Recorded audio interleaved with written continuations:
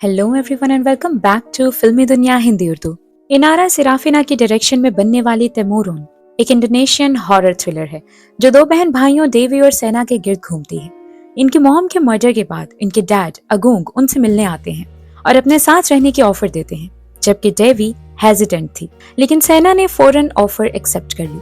देवी इस हकीकत पर काबू पाने के लिए तैयार नहीं थी कि उनके डैड उनके साथ कई साल इन टच नहीं थे और उनकी जिंदगी में उनकी अचानक दिलचस्पी ने उसे शक में डाल दिया था। देवी अपनी मॉम के काफी क्लोज थी और उसे ऐसा लगता था कि अगर वो अगूंग के साथ रहने लग गए तो ये उनकी माँ के साथ नाइंसाफी होगी।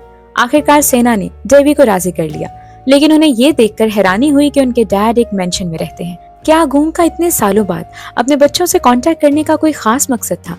और गायत्री कौन थी?